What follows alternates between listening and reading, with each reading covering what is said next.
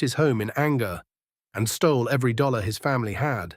But 5 days later, he realized that wasn't the worst thing he had done. In a small town in Ohio, there was a boy named Jake, lazy, careless, and someone who never listened to his family.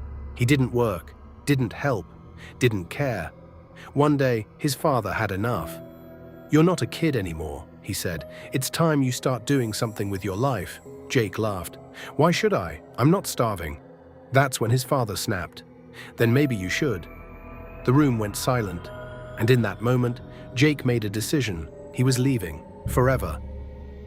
That night, he packed his things, and before walking out, he took all the money from the house. Every last dollar.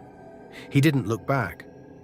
A few hours later, Jake arrived in New York City. He checked into an old hotel, cheap, quiet, and strangely empty. But he didn't care. For the first 4 days, everything was normal. Too normal. Until the fifth night, 1 a.m., Jake was asleep, when suddenly he heard it. A laugh, soft but clear, right inside his room. He woke up instantly, looked around. Nothing, just silence. "It's probably nothing," he whispered to himself, and went back to sleep. A few minutes later, it came again, this time louder. Jake sat up, his heart racing. He checked the door, opened it, looked down the hallway, empty, completely empty. Fear started creeping in. He tried calling the hotel owner.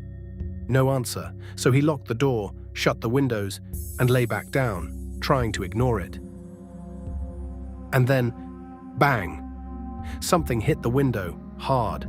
Jake froze, sweat running down his face. Slowly, he stood up, step by step.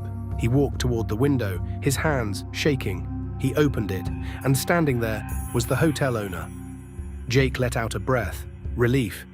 "I heard someone laughing," Jake said. The owner smiled. "You must have imagined it," and walked away. The next morning, Jake stepped outside the hotel, right across the street. There was a small coffee shop. An old woman stood behind the counter. Jake ordered a coffee and told her everything. The laughter, the night, the fear, the woman's face changed. "That hotel," she said slowly, "is not normal." Jake frowned. "What do you mean?" She leaned closer. "A few days ago, the owner's daughter killed herself in that room." Jake's body went cold. She was in love, but her father refused. And now, people hear her, laughing or crying. At night, Jake didn't wait another second. He packed his things and left the hotel. This time, he was going back home. When he finally arrived, something felt wrong. The house was quiet, too quiet. He walked inside and saw his father sitting still, tears in his eyes. "Where were you?" Jake didn't answer. His eyes moved toward the corner of the room. And then he saw it, a framed photo with a garland around it. His grandmother, gone. Jake's legs gave out. "She was sick," his father whispered. "We didn't have money for her medicine." "Because you took everything." Jake said nothing, because for the first time he realized something. The scariest thing wasn't in that hotel, it was what he had done.